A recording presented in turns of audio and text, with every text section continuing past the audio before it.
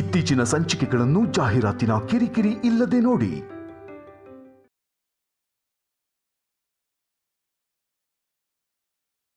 ಕೊಡು ಅಜ್ಜಿ. ಕೊಡಲ್ಲ ನಾನು. ಅಜ್ಜಿ ಕೊಡು. ಕೊಡ್ತೀಯ ಕೊಡಲ್ವಾ? ಹೊಡಿತೀನಿ ಈಗ. ದುಡ್ಡು ಕೊಡು ಅಜ್ಜಿ. ಹೊಡೆದ್ರು ನಾನು ಕೊಡೋದಿಲ್ಲ ಅಜ್ಜಿ. ಈ ವಿಹಾರಿ ಇವ್ರನ್ನ ಚೆನ್ನಾಗಿ ಆಡಿಸ್ತಿದ್ದಾನೆ. ನನ್ನ ಹೆಂಡತಿನೇ ಹೊಡೆಯೋಷ್ಟು ದೊಡ್ಡವನಾದೇನೋ. ನೀನ್ ಹೆಂಡತಿ ಅಲ್ಲ, ನನ್ನ ಅಜ್ಜಿ.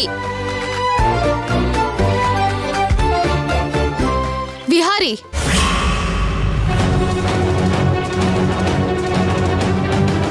ಚಿಕ್ಕವರು ದೊಡ್ಡವರು ಅಂತ ನೋಡ್ದೆ ಅದೇನೋ ಮಾತು.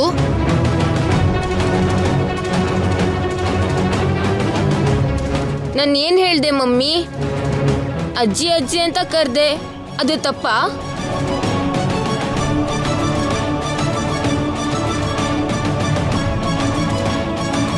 ತಪ್ಪಾಗಿ ನಡ್ಕೊಂಡಿದ್ದಲ್ದೆ ನನಗೆ ಎದುರು ಮಾತು ಕೊಡ್ತೀಯಾ? ಸ್ವಲ್ಪನೂ ಬುದ್ಧಿ ಇಲ್ವಾ ನಿನ್ಗೆ? ಅಮ್ಮ ಶ್ಯಾಮ, ಈಗ ಏನಾಯ್ತು ಅಂತ ಕೋಪ ಮಾಡ್ಕೋತಿದ್ಯಾ? ಅತ್ತೆಗೆ ಹೊಡೆಯಕ್ ಹೋಗೋದು, ನಿಮ್ ಹತ್ರ ಹಾಗೆ ಮಾತಾಡೋದು.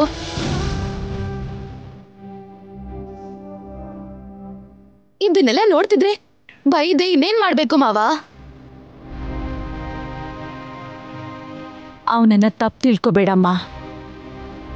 ಮಕ್ಕಳ ಜೊತೆ ಹೀಗೆ ಆಟ ಆಡೋದ್ರಿಂದ ತುಂಬಾ ಖುಷಿಯಾಗಿರುತ್ತೆ.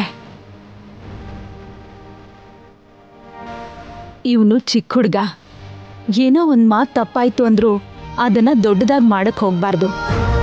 ಹಾಗೆ ಹೇಳ್ಬಾರ್ದು ಅಂತ ತಾಳ್ಮೆಯಿಂದ ಹೇಳ್ಬೇಕು.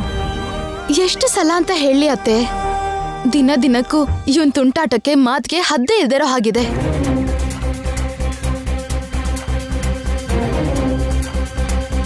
ಚಿಕ್ಕ ಮಕ್ಳು ಮಾಡೋ ಕೆಲ್ಸನ ಇವನ್ ಮಾಡ್ತಿರೋದು. ಇಲ್ಲ ಅತ್ತೆ, ಇವನ್ ತುಂಬಾ ತಪ್ಪುಗಳನ್ನ ಮಾಡ್ತಿದ್ದಾನೆ. ಇದೇ ಅಭ್ಯಾಸ ಆದ್ರೆ ಇವನು ನಮ್ ಕೈಯಿಂದ ತಪ್ಪು ಹೋಗ್ತಾನೆ.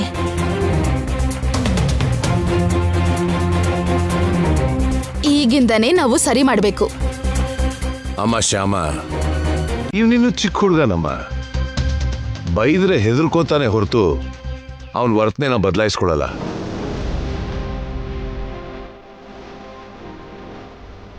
ನಿನ್ ನೋವು ನಂಗೆ ಅರ್ಥ ಆಗುತ್ತೆ. ಅದನ್ನ ಇವನ್ಗೆ ಅರ್ಥ ಆಗೋ ಥರ ಹೇಳಮ್ಮ.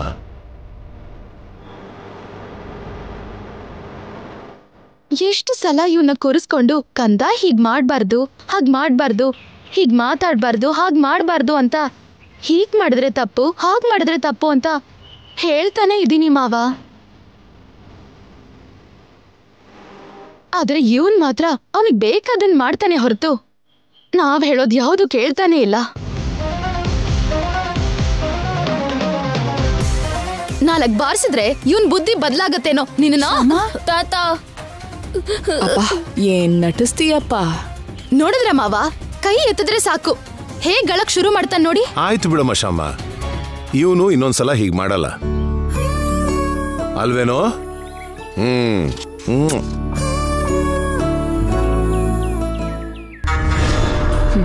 ವಿಹಾರಿ ಶ್ಯಾಮ ಮಗ ಅಲ್ಲ ಅಂತ ಗೊತ್ತಾದ್ರೆ ಇವ್ರ ಪರಿಸ್ಥಿತಿ ಏನು? ವನಜಾಕ್ಷಿ, ವನಜಾಕ್ಷಿ. ಓಹ್, ನೀವಾ? ಹೌದು ವನಜಾಕ್ಷಿ, ನಾವೇ. ಹೇಗಿದ್ಯಾ? ನನ್ ಜೀವನಕ್ಕೇನಾಗಿದೆ? ಚೆನ್ನಾಗೇ ಇದ್ದೀನಿ. ಯಾವತ್ತೂ ಇಲ್ದೇ ಇರೋದು ಇವತ್ ಗಂಡ ಹೆಂಡತಿ ಇಬ್ರು ಬಂದಿದ್ದೀರಲ್ಲ. ನನ್ನ ಮಗನಿಗೆ ಫಾರಿನಲ್ಲಿ ಮಾಸ್ಟರ್ಸ್ ಮಾಡೋಕೆ ಸೀಟ್ ಸಿಕ್ಕಿದೆ ವನಜಾಕ್ಷಿ ಅವರೇ. ತುಂಬಾ ಒಳ್ಳೆ ವಿಷಯ ಹೇಳಿದ್ರಿ. ಅದು ಕೇಳೋಕ್ ಚೆನ್ನಾಗಿದ್ರು ಅದನ್ನ ತೀರ್ಸೋಕೆ ತುಂಬಾ ಕಷ್ಟ ಆಗ್ತಿದೆ ವನಜಾಕ್ಷಿ. ಒಂದೇ ಸಲ ಇಂಥ ಮಾತು ಹೇಳ್ಬಿಟ್ಟಿಯಲ್ಲ. ನಿನ್ ಮಗ ಏನಾದ್ರೂ ಓದಲ್ಲ ಅಂತ ಹೇಳಿದ್ನಾ ಹೇಗೆ? ಅದೇನಿಲ್ಲ ವನಜಾಕ್ಷಿ ಅವರೇ, ನಮ್ಮ ಪರಿಸ್ಥಿತಿ ನಿಮಗೆ ಗೊತ್ತಿದೆಯಲ್ಲ. ಫಾರಿನ್ಗೆ ಹೋಗ್ಬೇಕು ಅಂದ್ರೆ ದೊಡ್ಡ ಅಮೌಂಟ್ ದುಡ್ಡು ಬೇಕು. ಅಷ್ಟೊಂದು ದುಡ್ಡು ನಮ್ಮ ಹತ್ರ ಇಲ್ಲ. ಮತ್ತೆ ಏನ್ ಮಾಡ್ಬೇಕು ಅಂತ ಅನ್ಕೊಂಡಿದ್ದೀರಾ? ನಿಮ್ ಮಗ ತುಂಬಾ ಚೆನ್ನಾಗಿ ಓದಿ ಫಾರಿನಲ್ಲಿ ಸೀಟ್ ತಗೊಂಡಿದ್ದಾನೆ. ಈಗ ಅವನನ್ನ ಕಳ್ಸ್ಕೊಡೋದು ನಿಮ್ ಕರ್ತವ್ಯ ಅಲ್ವಾ? ನಿಮ್ ಮನೆ ಪಕ್ಕ ಇರೋ ಲ್ಯಾಂಡ್ನ ನಿಮ್ಗೆ ಮಾರ್ಬೇಕು ಅನ್ಕೊಂಡಿದೀವಿ. ಇದಕ್ಕೆಲ್ಲ ಲ್ಯಾಂಡ್ ಮಾರೋದು ಯಾಕೆ? ನಿಮಗೆ ಎಷ್ಟು ದುಡ್ಡು ಬೇಕೋ ಅದನ್ನ ಸಾಲ ತಗೊಂಡು ಬಡ್ಡಿ ಕೊಡಿ. ಬೇಡ, ಬಡ್ಡಿಗೆ ದುಡ್ಡು ತಗೊಂಡ್ರೆ ತಿಂಗಳು ಬಡ್ಡಿ ಕಟ್ಟೋಕ್ಕಾಗದೆ ಪ್ರಾಣ ಹೋಗುತ್ತೆ. ಆ ಕಷ್ಟ ಪಡೋದಕ್ಕಿಂತ ಈ ಲ್ಯಾಂಡ್ ಮಾರೋದೇ ಬೆಟ್ರು ಅನ್ನಿಸ್ತು. ಅದಕ್ಕೆ ಈ ತೀರ್ಮಾನ ತಗೊಂಡ್ವಿ. ನೀವ್ ಹೇಳಿದ್ ಕೂಡ ಕರೆಕ್ಟೇ. ಇಷ್ಟಕ್ಕೂ ಆ ಪ್ಲಾಟ್ ಯಾವ ರೇಟ್ಗೆ ಹೋಗುತ್ತೆ? ನಿಮಗೆ ಗೊತ್ತಲ್ಲ, ಈಗ ಭೂಮಿಗೆ ವಿಪರೀತ ಡಿಮ್ಯಾಂಡ್ ಇದೆ. ಮಾರ್ಕೆಟ್ ರೇಟ್ ಪ್ರಕಾರ ಒಂದು 50 ಲಕ್ಷ ಆದರೂ ಆಗುತ್ತೆ. 50 ಲಕ್ಷನಾ? ಹೌದು ವನಜಾಕ್ಷಿ, ಅದೇ ರೇಟ್ಗೆ ನಿಮಗೆ ಕೊಡ್ತೀವಿ. ಅಷ್ಟೊಂದು ದುಡ್ಡು ನನ್ನ ಹತ್ರ ಇಲ್ಲ. ನಿಮಗೆ ಮಾರ್ಕೆಟ್ ರೇಟ್ಗಿಂತ 10 ಲಕ್ಷ ಕಡಿಮೆಗೆ ಕೊಡ್ತೀವಿ. ಹೇಳ್ತಾ ಇದ್ದೀನಲ್ವಾ ನನ್ನ ಹತ್ರ ಅಷ್ಟು ದುಡ್ಡಿಲ್ಲ ಅಂತ. ಅತಿ ಆಸೆ ಪಟ್ಟು ನನ್ನ ಕೈ ನಾನೇ ಸುಟ್ಕೋಬಾರ್ದಲ್ವಾ? ಸರಿ ವನಜಾಕ್ಷಿ, ನೀನೇ ಒಂದು ಮಾತು ಹೇಳು, ಎಷ್ಟು ಕೊಡ್ತೀಯಾ ಅಂತ. ನೀವು ನನಗೆ ತುಂಬ ಕೇಳ್ತಾ ಇದ್ದೀರಾ. ನಾನು ಹೇಳೋದಾದರೆ ಒಂದು 25 ಲಕ್ಷ ಕೊಡ್ತೀನಿ. ಅಷ್ಟೊಂದು ಕಡಿಮೆನಾ? ನನ್ನ ಹತ್ರ ಅಷ್ಟೇ ಇರೋದು. ಬೇಡದೇ ಇದ್ರೆ ಬೇರೆಯವ್ರಿಗೆ ಮಾರ್ಕೊಳ್ಳಿ. ಅದನ್ನ ಬೇರೆ ಯಾರು ತಗೊಳ್ತೀನಿ ಅಂದ್ರೆ ನೀನ್ ಬಿಡ್ತೀಯಾ? ನಿನ್ ಹೆಸರು ಕೇಳಿದ್ರೇನೆ ತಗೊಳ್ಳೋ ಧೈರ್ಯ ಯಾರೂ ಮಾಡಲ್ಲ. ಅದಕ್ಕೆ ಡೈರೆಕ್ಟ್ ಆಗಿ ನಿನ್ನ ಹತ್ರನೇ ಬಂದಿದ್ದೀವಿ. ನಮ್ಮ ಮಗನ ಭವಿಷ್ಯನ, ನಮ್ಮ ಕರ್ತವ್ಯನ ನಿಮ್ಮ ಕೈಲಿ ಇಡ್ತಿದ್ದೀವಿ. ಸ್ವಲ್ಪ ನೋಡಿ ಹೇಳಿ ವನಜಾಕ್ಷಿ ಅವರೇ. ನೀವೆಷ್ಟು ಕೇಳ್ಕೊಂಡ್ರು ನನ್ನ ಹತ್ರ 25 ಲಕ್ಷಕ್ಕಿಂತ 1 ರೂಪಾಯಿ ಜಾಸ್ತಿ ಇಲ್ಲ, ಕೊಡಲ್ಲ. ಸರಿ ಅಂದ್ರೆ ಹೇಳಿ, ತಗೋತೀನಿ. ಈಗ ಹಠ ಹಿಡಿದ್ರೆ ಹೇಗೆ ವನಜಾಕ್ಷಿ ಅವರೇ? ನಾನೇನ್ ನಮ್ಮ ಮನೇಲಿ ಕೂಡಿಟ್ಟಿರೋ ದುಡ್ಡಲ್ಲಿ ನಿಮ್ ಪ್ಲಾಟ್ ತಗೋಬೇಕು ಅಂತ ಅನ್ಕೊಂಡಿಲ್ಲ. ನಾನ್ ಕೂಡ ಬೇರೆಯವ್ರ ಹತ್ರ ಸಾಲ ಮಾಡ್ಬಿಟ್ಟೆ ನಿಮಗ್ ಕೊಡ್ಬೇಕಲ್ವಾ? ಇಷ್ಟು ಅರ್ಜೆಂಟ್ ಇರೋ ನೀವೇ ಬಡ್ಡಿಗೆ ದುಡ್ಡು ತಗೋತಾ ಇಲ್ಲ.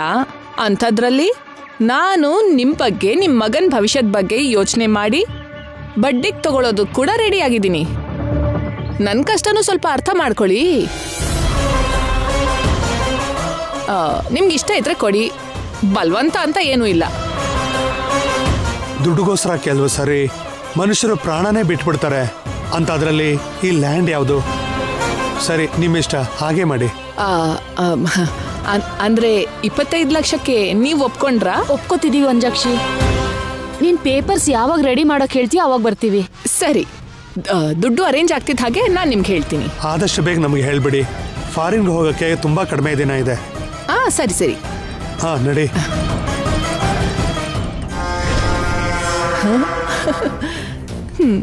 ನಾನು ಎಷ್ಟು ಅದೃಷ್ಟವಂತೆ. 50 ಲಕ್ಷಕ್ಕೆ ಸಿಗ್ಬೇಕಾಗಿದ್ದ ಪ್ಲಾಟು 25 ಲಕ್ಷಕ್ಕೆ ಸಿಗ್ತಿದೆ. ಅವ್ರಿಗೆ ದುಡ್ಡು ಕೊಡ್ತೀನಿ ಅಂತ ಮಾತೇನೋ ಕೊಟ್ಟೆ. ಇಷ್ಟು ಅರ್ಜೆಂಟಲ್ಲಿ 25 ಲಕ್ಷ ಹೇಗೆ ಅರೇಂಜ್ ಮಾಡೋದು? ಹಾ, ಐಶ್ವರ್ಯ.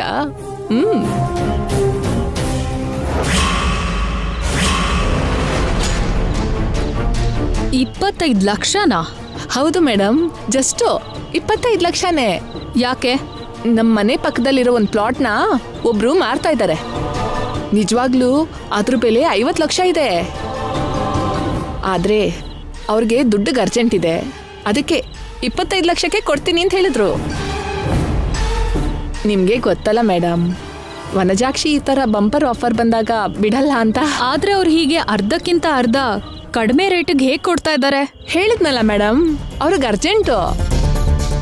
ಅರ್ಜೆಂಟ್ ಆದಾಗ ಮನುಷ್ಯರು ಬೆಲೆ ಆದ್ರೂ ಆಸ್ತಿ ಬೆಲೆ ಆದ್ರೂ ಹಾಗೆ ಕಡಿಮೆ ಆಗೋಗುತ್ತೆ.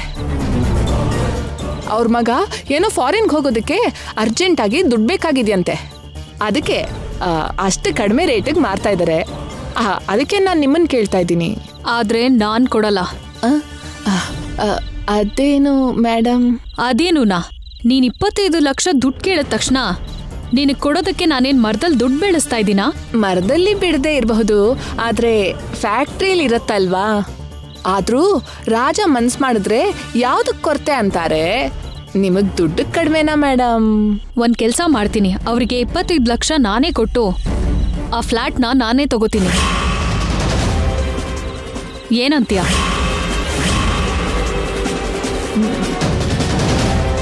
ಮೇಡಮ್, ನಾನು ಹೊಟ್ಟೆಗೆ ಹೊಡಿಬೇಡಿ ಮೇಡಮ್. ನಿನಗೆ ಕಮಿಷನ್ ಕೊಡ್ತೀನಿ ಬಿಡು. ಮೇಡಮ್, ನಾನು ಬಿಸ್ನೆಸ್ ಮಾಡೋಳಲ್ವಾ, ರಿಯಲ್ ಎಸ್ಟೇಟ್ ಏಜೆಂಟ್ ಅಲ್ಲ ಅಲ್ವಾ. ಆ ಪ್ಲಾಟ್ ತಗೊಂಡ್ರೆ ನನಗೆ ತುಂಬ ಹೆಲ್ಪ್ ಆಗುತ್ತೆ ಮೇಡಮ್. ಅಂದರೆ ಸಮಯಕ್ಕೆ ಬೇಕಾದಾಗ ಕೈಲಿರುತ್ತೆ ಅಂತ. ಆದರೂ ನಿಮಗೆ ಅದ್ಯಾಕೆ ಮೇಡಮ್? ಈ ಥರ ಚಿಕ್ಕ ಚಿಕ್ಕ ಪ್ಲಾಟ್ ತಗೊಂಡ್ರೆ ನಿಮ್ಮ ರೇಂಜು ಕಡಿಮೆ ಆಗೋಗುತ್ತೆ ಮೇಡಮ್. ಐಶ್ವರ್ಯ ಅಂದ್ರೇನು, ಈ ತರ ಪ್ಲಾಟ್ ತಗೊಳ್ಳೋದು ಅಂದ್ರೆ ಏನು ಅಂತ 4 ಜನ 4 ತರ ಮಾತಾಡ್ಕೋತಾರೆ ಮೇಡಮ್. ಯಾರು ಏನ್ ಅನ್ಕೊಂಡ್ರೆ ನನಗೇನೋ, ನಮ್ಗೆ ಲಾಭ ಬರುತ್ತೋ ಇಲ್ವೋ ಅನ್ನೋದನ್ನ ನೋಡ್ಬೇಕು ಅಷ್ಟೇ. ಇದೇನು ಹೀಗ್ ಮಾತಾಡ್ತಾ ಇದ್ದಾರಲ್ಲ, ನನ್ ಜೊತೆ ಆಟ ಆಡ್ತಾ ಇದ್ದಾರಾ ಇಲ್ಲ ನಿಜವಾಗ್ಲೂ ಆ ಪ್ಲಾಟ್ ತಗೋಬೇಕು ಅಂತ ಅನ್ಕೊಂಡಿದ್ದಾರಾ? ಏನಂತ್ಯ? ಅದೇ ಅಂತೀನಿ ಮೇಡಮ್, ಇದೊಂದ್ಸಲ ನನ್ನ ಮಾತಿಗೆ ಒಪ್ಪಿ ನಾನು ಕೇಳ್ದಷ್ಟು ದುಡ್ಡು ಕೊಟ್ಬಿಡಿ ಮೇಡಮ್. ನೀವು ಹೇಗೂ ನನಗೆ ಕೆಲಸ ಹೇಳ್ತಾ ಇರ್ತೀರಲ್ವಾ, ನೀವು ಹೇಳಿರೋ ಕೆಲಸ ಮಾಡ್ತಾ ಆ ದುಡ್ಡನ್ನೆಲ್ಲ ತೀರಿಸ್ಬಿಡ್ತೀನಿ. ಏನು, ನಾನ್ ಹೇಳೋ ಕೆಲ್ಸ ಮಾಡಿ ಆದಷ್ಟು ಬೇಗ ದುಡ್ಡನ್ನ ತೀರಿಸ್ತ್ಯಾ? ಅಂದ್ರೆ ವಾಪಸ್ ಕೊಡಲ್ವಾ? ನೀನ್ ಕೇಳ್ತಿರೋದು ಸಾಲ ಅಲ್ವಾ? ಸುಮ್ನಿರಿ ಮೇಡಮ್, ನಿಮಗೂ ನನಗೂ ಮಧ್ಯ ಋಣಾನು ಬಂದ ಯಾಕೆ? ಸಹಾಯಕ್ಕೆ ಸಹಾಯ ಅನ್ಕೊಂಡು ಹೋಗೋಣ. ಅಗತ್ಯ ಇದ್ರೆ ನಿಮ್ಗೆ 4 ಕೆಲಸ ನಾನು ಹೆಚ್ಚಿಗೆ ಮಾಡ್ಕೊಡ್ತೀನಿ ಬಿಡಿ. ಎಷ್ಟೇ ಕೆಲಸ ಮಾಡಿದ್ರು 25 lakhs ಅಂದ್ರೆ ಟೂ ಮಚ್. ನಾನೇನೋ ನೀನು ಸಾಲ ಕೇಳ್ತಿದ್ಯಾ ಅಂತ ಅನ್ಕೊಂಡೆ. ಹೀಗಾದ್ರೆ ನಾನ್ ಕೊಡೋ ಚಾನ್ಸೇ ಇಲ್ಲ. ಮೇಡಮ್, ಹಾಗೆ ಹೇಳ್ಬೇಡಿ ಮೇಡಮ್. ಅಲ್ದೆ ನೀನು ಯಾವಾಗ್ಲೂ ಮಾಡೋ ಕೆಲ್ಸಕ್ಕೆ ನಾನ್ ಈಗ ದುಡ್ಡು ಕೊಡೋದೇನು? ನೀನ್ ಆವಾಗ ಮಾಡ್ತೀಯೋ ಇಲ್ವೋ? ಮಾಡ್ತೀನಿ ಮೇಡಮ್. ಆಗ ನಿನ್ ಅಗತ್ಯ ಇರುತ್ತೋ ಇಲ್ವೋ? ಇಲ್ಲಿ ತನಕ ಕಾಲು ಹಿಡ್ಕೊಂಡೆ, ಈಗ ಜುಟ್ಟು ಹಿಡಿಬೇಕು. ಅಲ್ಲಿ ತನಕ ಕೇಳಲ್ಲ. ಮೇಡಮ್, ನೀವು ನನಗೆ 25 ಲಕ್ಷ ಕೊಡಲೇಬೇಕು.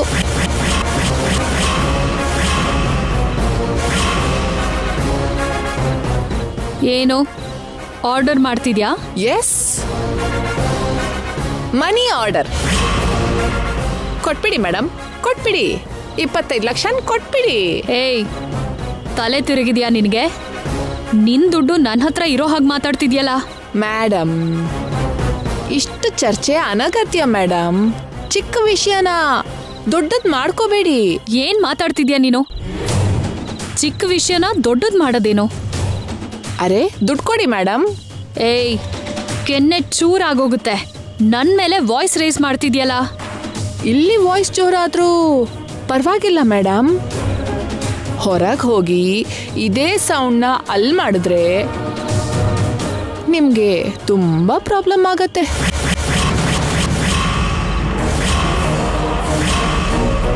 ಹೋಗಿ ಜೈಲಲ್ಲಿ ಕೂತ್ಕೋತೀರಾ. ಜೈಲಲ್ಲಿ ಕೂತ್ಕೊಳ್ಳೋದು ಅಂದ್ರೇನು? ನೀವು ಮಕ್ಕಳನ್ನ ಬದಲಾಯಿಸಿದ್ದನ್ನ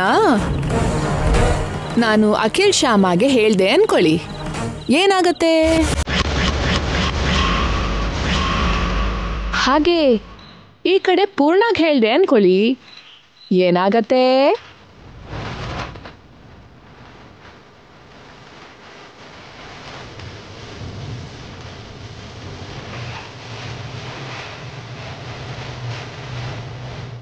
ಏನೋ ಹೆದರ್ಸ್ತಾ ಇದ್ಯಾ? ಹೆದರ್ಸಿದ್ದು ಅನ್ಕೋತಿರೋ, ಕೇಳಿದ್ದು ಅನ್ಕೋತಿರೋ, ನಿಮ್ಮಿಷ್ಟ. ನಾನು ಕೇಳಿದ ದುಡ್ಡನ್ನ ನನಗೆ ಕೊಟ್ರಾ ಸರಿ ಹೋಯ್ತು. ಇಲ್ಲದೆ ಇದ್ರೆ ನೀವು ಮಾಡಿದ್ದು ಎಲ್ಲ ಕೂಡ ಕಣ್ಣು ಕಟ್ಟೋ ಹಾಗೆ ಪೊಲೀಸ್ ಸ್ಟೇಷನಲ್ಲಿ ಹೇಳ್ಬಿಡ್ತೀನಿ.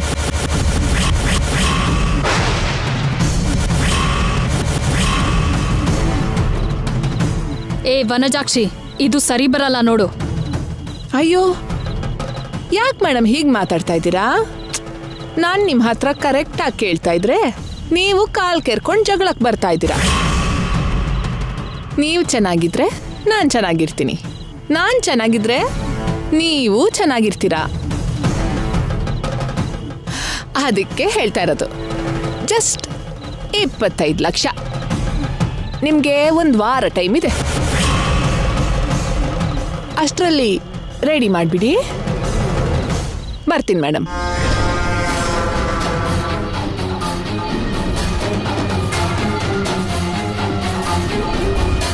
ಇದೇನು ಹೀಗ್ ಮಾತಾಡ್ತಿದ್ದಾಳೆ? ಹಾವಿಗೆ ಹಾಲೆರ್ದು ನೋಡ್ಕೊಂಡ್ರೆ ಕಚ್ಚದೆ ಬಿಡುತ್ತಾ ಅನ್ನೋದು ಇದಕ್ಕೆ ಇರಬೇಕು. ಇಷ್ಟು ದಿನ ನಾನು ಹಾಕೋ ಬಿಸ್ಕೆಟ್ಗೆ ಆಸೆ ಪಡೋ ನಾಯಿ ಇವತ್ತು ನನ್ನ ಮೇಲೆ ಎದ್ರಗ್ ಬೀಳ್ತಿದ್ದಾಳೆ. ಏನ್ ಮಾಡ್ಲಿ ಇವಳನ್ನ? ಈ ಐಶ್ವರ್ಯಗೆ ಬ್ಲ್ಯಾಕ್ ಮೇಲ್ ಮಾಡ್ತಿದ್ದಾಳೆ ಅಂದ್ರೆ ಇವಳು ತುಂಬಾ ಹೆಚ್ಕೊಂಡ್ಬಿಟ್ಟಿದ್ದಾಳೆ. ಹಾಗಂತ ಇವಳು ಹೇಳಿದ್ದನ್ನೆಲ್ಲ ಕೇಳಿದ್ರೆ ಮತ್ತೆ ಮತ್ತೆ ಹಾರಾಡ್ತಾನೆ ಇರ್ತಾಳೆ. ಇವಳನ್ನ ನೆಗ್ಲೆಕ್ಟ್ ಮಾಡಿ ಹೀಗೆ ಬಿಟ್ರೆ ಈ ವನಜಾಕ್ಷಿ ಹಾರಾಡ್ತಾನೆ ಇರ್ತಾಳೆ. ಏನಾದ್ರೂ ಮಾಡಬೇಕು.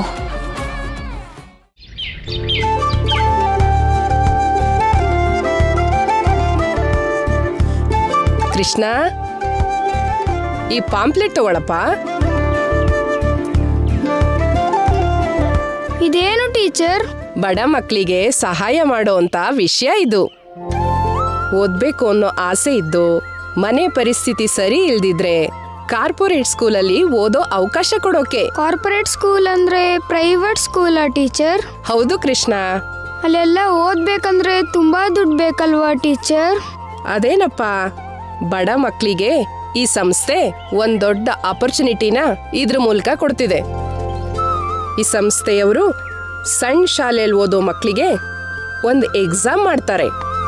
ಅವ್ರು ಮಾಡೋ ಎಕ್ಸಾಮಲ್ಲಿ ಯಾರಿಗೆ ಹೆಚ್ಚು ಮಾರ್ಕ್ಸ್ ಬರುತ್ತೋ ಅವರನ್ನ ದೊಡ್ಡ ಕಾರ್ಪೊರೇಟ್ ಸ್ಕೂಲಲ್ಲಿ ಫ್ರೀಯಾಗಿ ಸೇರಿಸ್ಕೋತಾರೆ. ನೀನ್ ತುಂಬಾ ಚೆನ್ನಾಗಿ ಓದ್ತೀಯ ಕೃಷ್ಣ. ಇದ್ರ ಫೀಸು 500 ರೂಪಾಯಿ ಮಾತ್ರ ಇರುತ್ತೆ. ಅದಕ್ಕೆ ಈ ವಿಷಯನ ನಿನ್ನ ಅಮ್ಮಂಗೆ ಹೇಳಿ ಅಪ್ಲಿಕೇಶನ್ ಫೀಸ್ ಕಟ್ಟಿ ಪರೀಕ್ಷೆ ಬರಿ. ಖಂಡಿತ ನಿಂಗೆ ಸೀಟ್ ಸಿಗುತ್ತೆ. ಸರಿ ಟೀಚರ್. ನಿನ್ ಮೇಲ್ ನಂಗ ನಂಬಿಕೆ ಇದೆ ಕೃಷ್ಣ. ಸರಿ, ಹುಷಾರಾಗಿ ಮನೆಗೆ ಹೋಗು.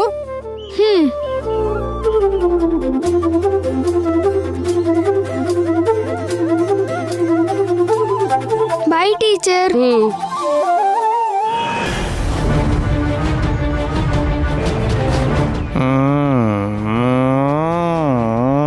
ಚಿಚಿ, ಇದ್ಯಾಕೆ ಹೀಗಾಡ್ತೀಯೋ ಏನೋ. ನಿನಗೆಷ್ಟು ಸಲ ಹೇಳಿದ್ರು ಸ್ವಲ್ಪನೂ ಬುದ್ಧಿ ಬರಲ್ಲ. ಕೃಷ್ಣ ದೊಡ್ಡವನಾಗ್ತಾ ಇದ್ದಾನೆ. ಅವನ್ ಭವಿಷ್ಯದ ಬಗ್ಗೆ ಯೋಚನೆ ಮಾಡಿ ಆದ್ರೂ ಈ ಕುಡಿಯೋದನ್ನ ಬಿಡಕ್ಕಾಗಲ್ವಾ? ನಿನ್ ಸುಖ ನೀನ್ ನೋಡ್ಕೋತೀಯ ಹೊರತು ಈ ಮನೆ ಕಷ್ಟ ಸುಖನ ಯಾವತ್ತೂ ನೋಡಲ್ಲ. ಮೇಡಮ್ಗೆ ನೀನ್ ಕುಡಿಯೋದು ಸ್ವಲ್ಪನೂ ಇಷ್ಟ ಇಲ್ಲ. ಕುಡಿಬೇಡ ಅಂತ ಎಷ್ಟು ಸಲ ಹೇಳಿದ್ರು ಮಾತೇ ಕೇಳಲ್ಲ. ಈ ವಿಷಯನ ಮನ್ಸಲ್ಲಿ ಇಟ್ಕೊಂಡು ಈಗಾಗ್ಲೇ ನನ್ನ ಕೃಷ್ಣನ್ನು ಕೀಳಾಗಿ ನೋಡ್ತಾ ಇದ್ದಾರೆ. ಮೇಡಮ್ಗೆ ಒಳ್ಳೆ ಮನ್ಸಿರೋದ್ರಿಂದ ಇರೋದಕ್ಕೆ ಜಾಗ ಕೊಟ್ಟಿದ್ದಾರೆ. ನೀನ್ ಹೀಗೆ ಕುಡಿತಾ ಇದ್ರೆ ಕೊನೆಗೆ ಈ ಮನೆ ಕೂಡ ನಮ್ಗಿಲ್ದೇ ಇರೋ ಹಾಗಾಗತ್ತೆ. ಅಮ್ಮ, ಬಾ ಕಂದ. ಏನ್ ಕಂದ ಇಷ್ಟೊಂದು ಸಂತೋಷವಾಗಿದ್ಯಾ? ಎಕ್ಸಾಮ್ ಅಲ್ಲಿ ಒಳ್ಳೆ ಮಾರ್ಕ್ಸ್ ಬಂದಿದ್ಯಾ? ಮತ್ತೆ ಲಾಸ್ಟ್ ಬಂದ ಅನ್ಸುತ್ತೆ, ಅದಕ್ಕೆ ಅವನ ಮುಖದಲ್ಲಿ ಅಷ್ಟು ಖುಷಿ. ಎಷ್ಟೇ ಆದ್ರೂ ಅವನ್ ನನ್ನ ಮಗ ಅಲ್ವಾ? ಸುಮ್ನೆ ಇರ್ತೀರಾ? ಆಯ್ತು ಬಿಡು. ಏನಾಯ್ತು ಕಂದ? ಇದೇನಪ್ಪ? ನನ್ ಭವಿಷ್ಯನಮ್ಮ. ಏನು?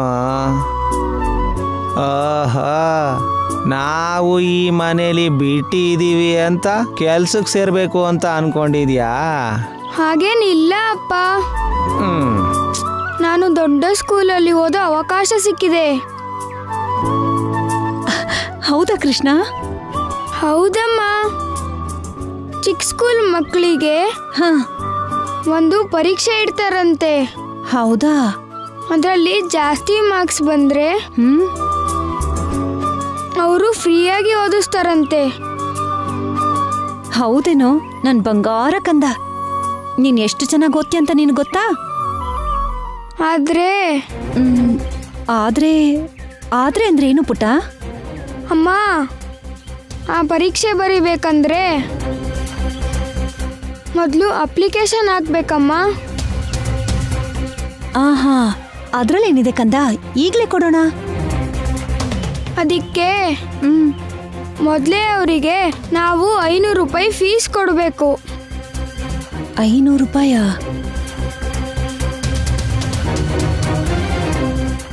ಏಯ್ ಕೃಷ್ಣ, ಇದೆಲ್ಲ ಮೋಸ ಕಾಣೋ. ಮೋಸ ಅಲ್ಲ, ಏನೂ ಅಲ್ಲ ಅಪ್ಪ, ನಿಜ. ನಮ್ಮ ಟೀಚರೇ ಹೇಳಿದ್ದು. ಪೂರ್ಣ, ನೀನಾದ್ರೂ ಅರ್ಥ ಮಾಡ್ಕೊಳೆ. ಇದೆಲ್ಲ ದುಡ್ಡಿಗೋಸ್ಕರ ಅವಳು ಆಡ್ತಿರೋ ನಾಟಕ. ನಾವು ಬಡವರಲ್ವಾ ಪೂರ್ಣ, ನಮಗೆ ಹೊಸ ಹೊಸ ಆಸೆ ತೋರಿಸಿ ಅವರು ಬುಟ್ಟಿಗೆ ಹಾಕೋತಿದ್ದಾರೆ. ಫ್ರೀ ಅಂದ ಕೂಡಲೇ 500 ಅಲ್ವಾ ಅಂದ್ಕೊಂಡು ಹಿಂದೆ ಮುಂದೆ ಯೋಚನೆ ಮಾಡದೆ ಸಾಲ ಸೋಲ ಮಾಡಿ ಅಪ್ಲಿಕೇಶನ್ನ ತಗೋತೀವಿ. ಅವರು ಆ ದುಡ್ಡನ್ನ ನುಂಗ್ ಹಾಕ್ತಾರೆ. ಆಮೇಲೆ ನಮ್ಮನ್ನ ನಂಬ್ಸೋಕ್ಕೋಸ್ಕರ ಪರೀಕ್ಷೆ ಇಡ್ತಾರೆ. ಆದ್ರೆ ಸೀಟು ಮಾತ್ರ ಕೊಡಲ್ಲ ಪೂರ್ಣ. ಎಲ್ರು ನಿಮ್ ಹಾಗೆ ಇರ್ತಾರೆ ಅನ್ಕೋಬೇಡಿ. ಒಳ್ಳೆಯವರು 4 ಜನಕ್ಕೆ ಸಹಾಯ ಮಾಡೋರು ಕೂಡ ಇರ್ತಾರೆ. ಅಯ್ಯೋ ಪೂರ್ಣ,